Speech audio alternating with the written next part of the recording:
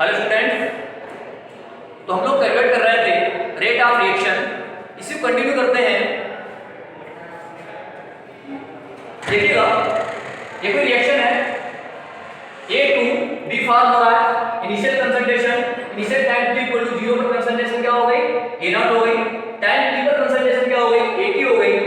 जैसे ही time pass हुआ, reaction start हुई, इसकी सांद्रता जो थी A की सांद्रता क्या हो गई? कुछ कम हो गई और X मोल जो थे वो क्या हो गए? यहाँ से वियोजित होकर क्या बना लिया उन्होंने? उत्पाद बना लिया। इस तरह का हम लोग केमिकल इक्विलिब्रियम में ऑलरेडी पढ़ चुके हैं। तो यहाँ पर क्या होगी concentration? A0 minus X equal to X, जब इसको AT मान लो या BT। फिर rate of disappearance of A, rate of disappearance of A किसके बराबर होगा? Delta A upon delta T के बराबर। Change of concentration of A with respect to time, change of time, delta A upon delta T equal to क्या हो गया? A0 minus X minus A0। यहां से लिख दिया इसको A0 minus X upon X, या लिख सकते हैं AT upon T0 minus 0। A0 minus X minus A0, A0 से A0 कैंसिल हो गया, क्या आया? dA upon dt equal to आया x अपॉन t। लेकिन साइन यहाँ पर कौन सा है? ध्यान दीजिएगा, माइनस साइन आया है और हमको पता है कि रेट जो का कभी माइनस नहीं होता, इसलिए क्या करना पड़ता है हमको? हर जगह यहाँ पर माइनस साइन यूज करना पड़ता है।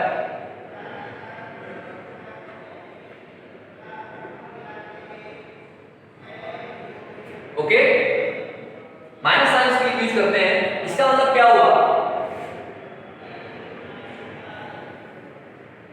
इसका मतलब ये हुआ कि जो रेट है वो कभी माइनस नहीं होगा, लेकिन अल्कारियों का जो रेट है, यानी अल्कारी पदार्थों का जब रेट ऑफ रिएक्शन लिखेंगे तो उसमें क्या करेंगे? माइनस साइन आप एक लगाएंगे, माइनस चिन्ह यूज आप करेंगे। तो वहां पर माइनस चिन्ह क्या शो करेगा कि समय के सापेक्ष अविकारी पदार्थ की सांद्रता में कमी हो रही है। इसका मतलब यहाँ पर ये नहीं हुआ कि rate of reaction of reactant is decrease, no, never. Rate of reaction never decreases, never negative, negative कभी भी नहीं हो सकता है। नेक्स्ट इसमें देखते हैं,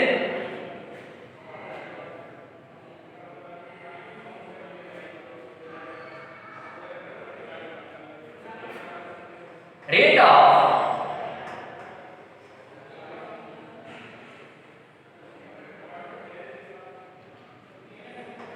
rate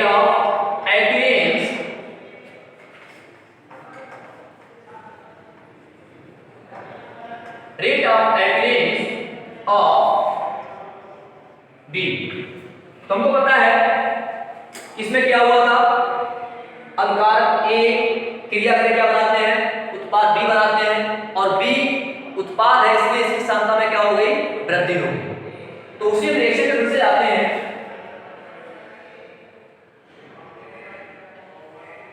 ये देखिएगा यहां पे, तो यहां पर जो dB अपॉन dt हो जाएगा, यानी उत्पाद के बनने की दर या उत्पाद के निर्मित होने की दर या फॉर्मेशन ऑफ प्रोडक्ट, तो उसमें क्या हो जाएगा? यानी dB अपॉन dt हो जाएगा।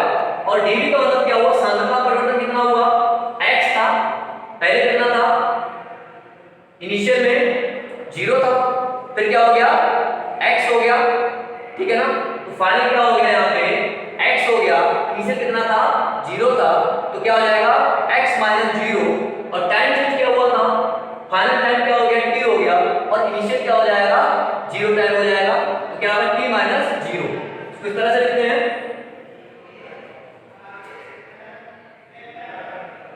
देखिए delta b upon delta t equal to क्या हो जाएगा? x minus 0 upon t minus 0। Okay, क्या हो जाएगा ये? x upon t, delta b upon delta t equal to x upon t। अब देखिएगा यहां पर नेगेटिव साइन को नहीं लगाना है, यहां पर नेगेटिव साइन है भी नहीं, dv या delta v upon delta t equal to क्या आया x अपॉन t। इसका मतलब क्या हुआ कि जो उत्पादन की सांद्रता है वो क्या होगा, हमेशा पॉजिटिव होती है। उनका जो रेट ऑफ रिएक्शन होगा प्रोडक्ट का वो हमेशा क्या होगा, पॉजिटिव होगा। और rate of reaction of reactant क्या करेंगे, वो नेगेटिव साइन के साथ शो करेंगे। लिखते हैं एक line,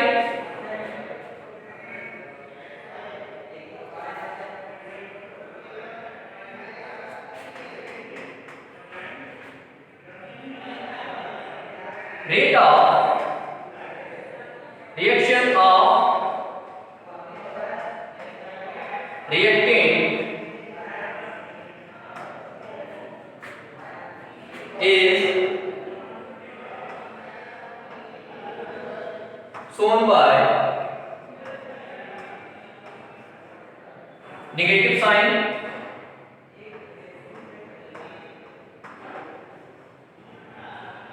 that is the rate of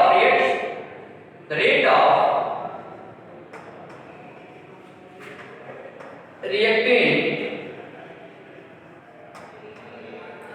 decreases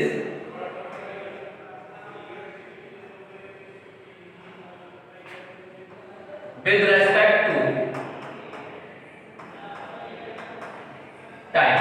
okay, rate of reaction में क्या करेंगे, जब भी हम नोट करेंगे रिएक्टेंट का तो क्या होगा, नेगेटिव साइन के द्वारा शो किया जाएगा, क्योंकि समय के सापेक्ष क्या होता है, उसकी सांद्रता में कमी होती है। बहुत इंपॉर्टेंट बात है जी। और कारकों का जब भी आप रेट आप लिखेंगे तो नेगेटिव साइन के साथ लिखेंगे। इसी तरह से rate of product always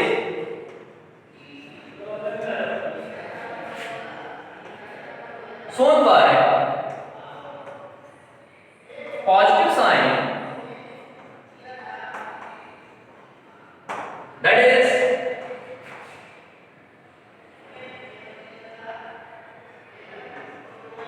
rate of product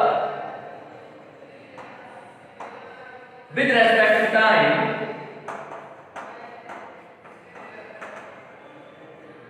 is increases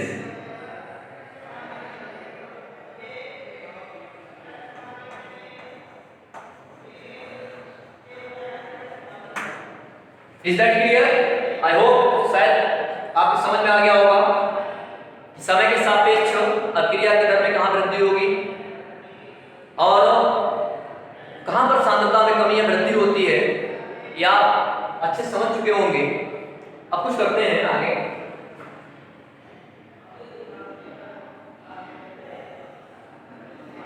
अब ये तो मैंने सिर्फ एक जिसका स्टोइकोमेट्रिक गुणांक क्या था, एक था, अभिकारक का भी एक था और उत्पाद का भी एक था, उसके लिए मैंने रेट ऑफ रिएक्शन निकाला। अब अगर यहाँ पर स्टोइकोमेट्रिक गुणांक चेंज हो जाए तो किस तरह से रेट दो निकलेगा, देखिएगा।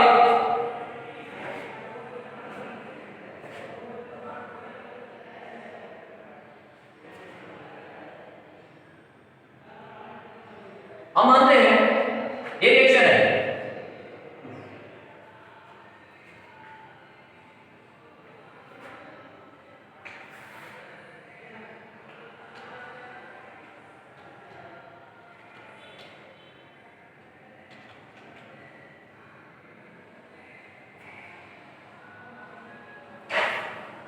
देखिए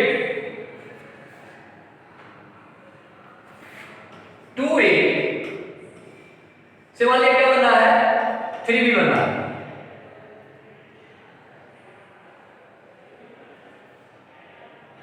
चलिए एक रिएक्शन लिख लेते हैं।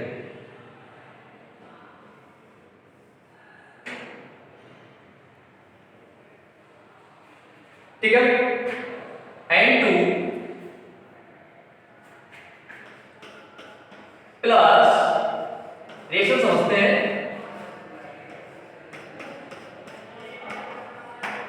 N2 plus 3H2 gives 2NH3।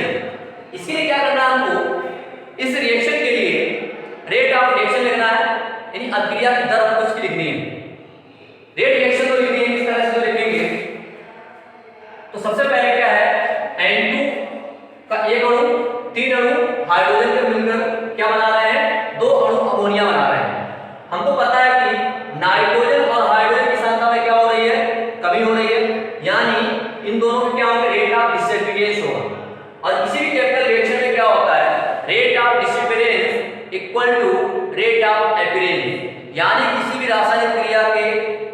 विलुप्त होने की दर और बनने की दर दोनों क्या होती है, एक दूसरे के बराबर होती है, इक्वल होती है। और हम पीछे हम लोग पढ़ चुके हैं कि जो अभिकारकों की जो सांद्रता होती है वो समय के सापेक्ष क्या होती है, घटती है, इसलिए नेगेटिव साइन के साथ लिखी जाती है। और उत्पाद की सांद्रता में वृद्धि होती है, इसलिए उसे पॉजिटिव साइन के साथ लिखते हैं। Is that clear? तो इसमें rate of disappearance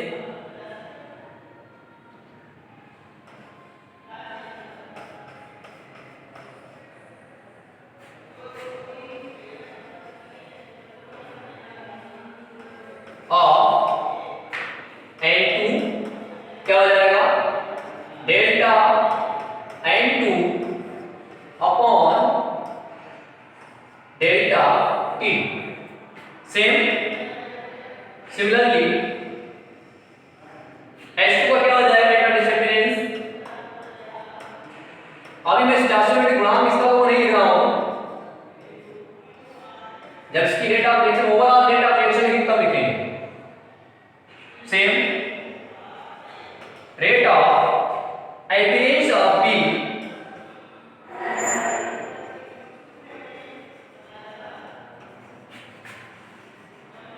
appearance of ammonia में पर क्या हो जाएगा, delta -3 upon delta T। Is that clear? यानी यहां लिख सकते हैं rate of formation of ammonia, rate of dissociation of nitrogen and hydrogen यहां पे शो कर सकते हैं। हमको पता है जब ओवरऑल रेट ऑफ रिएक्शन का लिखते हैं तो इसमें रेट ऑफ रिएक्टेंट का और रेट ऑफ प्रोडक्ट क्या होते हैं, एक दूसरे के बराबर होते हैं। यानी अभिकारी पदार्थों के डिसअपियर या विलुप्त होने की दर क्या होता है, उत्पादों की बनने की दर के बराबर होती है। और यहाँ पर जो स्टोइकोमेट्रिक गुणांक होते हैं, स्टोइकोमेट्रिक गुणांक का मतलब क्या हुआ, जो बैलेंसिंग कोएफिशिएंट है। जिन लोगों को नहीं पता है समझिएगा, स्टोइकोमेट्रिक गुणांक का मतलब क्या हुआ, कितने यहाँ पर नाइट्रोजन के अणु हैं। नाइट्रोजन का यहाँ पर सिर्फ एक अणु है, स्टोइकोमेट्रिक गुणांक 1 हो गया। हाइड्रोजन के यहाँ पर 3 अणु है, इसका मतलब क्या हुआ, स्टोइकोमेट्रिक गुणांक 3 हो गया। अमोनिया के यहाँ पर कितने अणु हैं, 2, इसलिए अमोनिया का स्टोइकोमेट्रिक गुणांक 2 हो गया। तो जो ओवरऑल रेट ऑफ रिएक्शन हम लिखेंगे तो जो स्टोइकोमेट्रिक गुणांक है, स्टोइकोमेट्रिक कोएफिशिएंट है, ये क्या आ जाता है, डिनोमिनेटर में आ जाता है, भाग में आ जाता है। स्टोइकोमेट्रिक गुणांक कहां आ जाएगा, भाग में आ जाएगा। बस इतना आपको पता होना चाहिए, इजीली आप लिख सकते हैं। देखिए अब मैं लिखता हूं rate of reaction for this reaction. Okay, इसको हम मान लेते हैं delta X upon delta T। तो किसके को बराबर हो जाएगा, सबसे पहले क्या लिखेंगे, अभिकारकों के विलुप्त होने की दर। तो अभिकारक हमारा यहां पर कौन सा है, N2 है, तो क्या लिखेंगे, delta N2 upon delta T बराबर होगा किसके, delta H2 upon delta T। जितने भी अभिकारी पदार्थ हैं उनको इक्वल करके हमको लिखना है, equal to delta -3 upon delta T। बहुत ध्यान से देखिएगा। देखिए अब यहां पर क्या है, हमको मालूम है कि N2 और H2 क्या होते हैं, ये हैं रिएक्टेंट्स, अभिकारी पदार्थ हैं। और पता है आपको कि अभिकारी पदार्थ की सांद्रता क्या होती है, डिक्रीज होती है, इसलिए यहां पर साइन क्या लगाएंगे, आप माइनस साइन लगाएंगे। यहां पर भी क्या लगाओगे, माइनस साइन लगाओगे।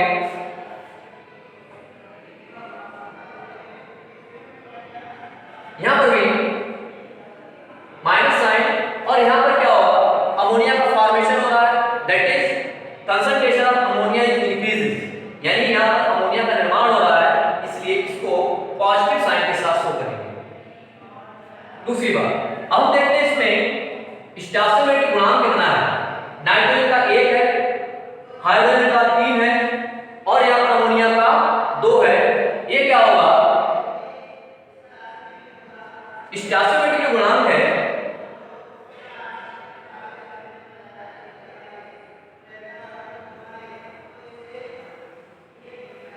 स्टेशनरी गुणांक जो होगा वो कहाँ आ जाएगा, वो आ जाएगा यहाँ पर भाग में डिनोमिनेटर में, डेल्टा इनटू 1 डेल्टा टी हो जाएगा इक्वल टू माइनस, अब देखिए आर्डर कितने हैं 3 है, तो यहाँ पर क्या हो जाएगा माइनस 1/3 माइनस 1/3। अमोनिया के कितने यहाँ पर अणु बन रहे हैं, 2 अणुओं का निर्माण हो रहा है, इसलिए यहाँ पर क्या आ जाएगा 1/2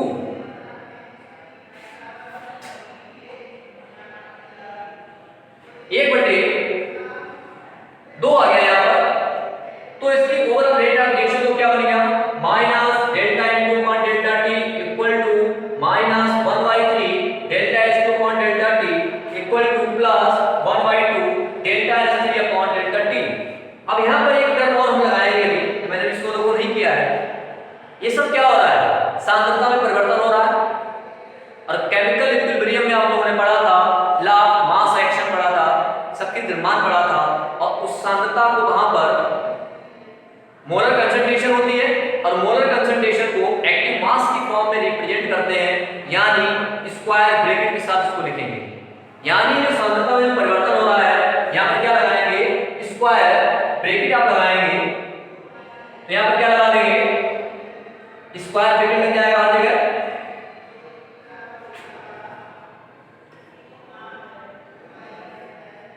इस तरह से ये क्या हो गया ओवरऑल रेट ऑफ रिएक्शन हो गया इस रिएक्शन का N2 + 3H2 2S3 के लिए। एक एग्जांपल और करते हैं,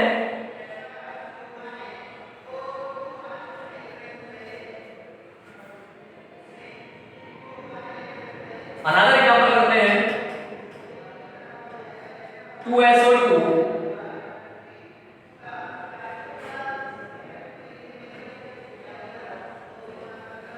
SO2 plus half O2 gives SO3। सारी गैसेस फॉर्म में है पूरी reaction, SO2 plus half O2 gives SO3। अब इसके लिए आपको क्या लिखना है, इसके लिए रेट ऑफ रिएक्शन को लिखना है, बहुत इजी है। रेट ऑफ रिएक्शन को क्या हो जाएगा इसके लिए ROR इक्वल टू हो जाएगा delta concentration of delta SO2 upon delta T equal to delta O2 upon delta T, sign लगाइएगा माइनस, यहां पर कितना 1/2 है, यानी 1 अपॉन 1/2, तो 2 कहां चला जाएगा ऊपर चला जाएगा, ये इक्वल टू प्लस साइन के साथ लिखिएगा delta concentration of SO3 upon delta T। Is that clear?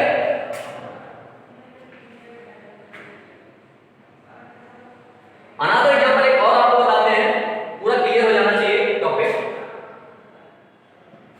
देखिए N2 plus O2 gives 2NO। Third example is, इसके लिए आपको लिखना रेट ऑफ रिएक्शन, लिखिएगा फटाफट, शायद बहुत सारे स्टूडेंट्स को लिख भी लेंगे। चलिए तो rate of reaction ROR equal to क्या हो जाएगा minus N2 upon delta T minus delta O2 upon delta T gives plus 1/2 लगाइएगा, स्टेशनरी के गुणांक ध्यान रखिए कहां आएगा, डिनोमिनेटर में आ जाएगा, भाग में आ जाएगा NO अपॉन डेल्टा T। जो केमिकल इक्विलिब्रियम चैप्टर था उसमें हम लोगों ने क्या किया था, अगर यहाँ पे इसको हम द्रव्यवादी क्रिया के नियम के अनुसार लॉ ऑफ मास एक्शन के अकॉर्डिंग K का मान लिखते थे तो वहां कहां आता था ये 2 पावर्स का जाता, लेकिन रेट ऑफ रिएक्शन में कहां जाएगा भाग में आ जाएगा। आई थिंक तो आपको समझ में आ गया होगा रेट ऑफ रिएक्शन लिखना। चलिए एक जनरल रिएक्शन है, जनरली क्या लोग फार्मूला बन गया, देखिए A plus B B, C C plus D और डी, यानी कोई रिएक्शन है, एक कॉमन सी रिएक्शन लिखी, इसका स्टेशनरी गुणांक ए है, बी का यहाँ पे बी है, सी का सी है और डी का स्मॉल डी है। इसके लिए आपको रेट ऑफ रिएक्शन लिखना है, शायद समझ में आ गया होगा सभी छात्रों के, minus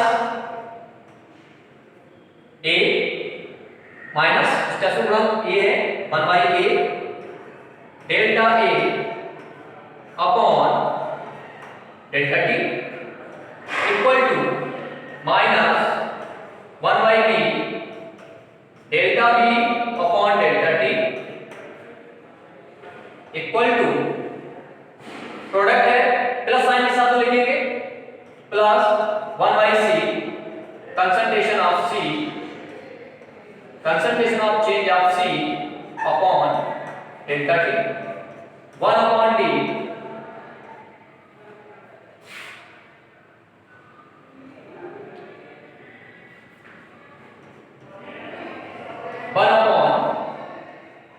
d concentration of d upon dt। बस इसको आप तो याद रखिएगा, कुछ भी आपके पीछे का अगर आप ध्यान से देखेंगे तो आपको इजीली सब कुछ समझ में आने वाला है।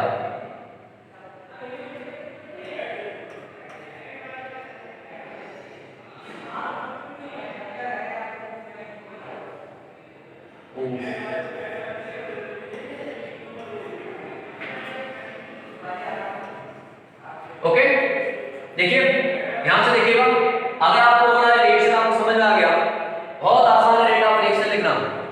रेट ऑफ रिएक्शन अगर आप लिख लेते हैं तो इसमें न्यूमेरिकल्स भी आते हैं, क्वेश्चंस भी होते हैं इस पर।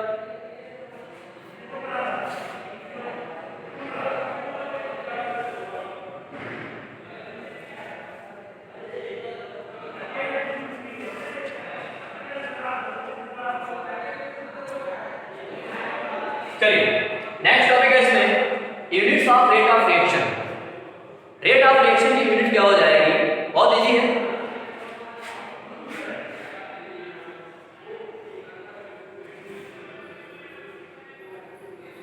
Unit of rate of reaction ROR। पता है हम लोग ROR और मैंने क्या लिखा था, delta x upon delta t। Okay, delta x क्या है, कंसंट्रेशन, चेंज इन कंसंट्रेशन, और हमको पता है कि सांद्रता का मात्रा क्या होता है, सांद्रता मोल प्रति लीटर में शो की जाती है। सांद्रता का मात्रा क्या हो जाएगा, मोल प्रति लीटर हो जाएगा,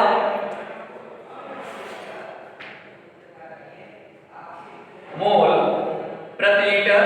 डेल्टा टी अगर सेकंड में है, मिनट में भी हो सकता है, तो क्या हो जाएगा, सेकंड मिनट क्या बन जाएगी, mole litre inverse second inverse. Is that clear? Very easy. Unit of rate यानी अभिक्रिया की दर। तो इस तरह से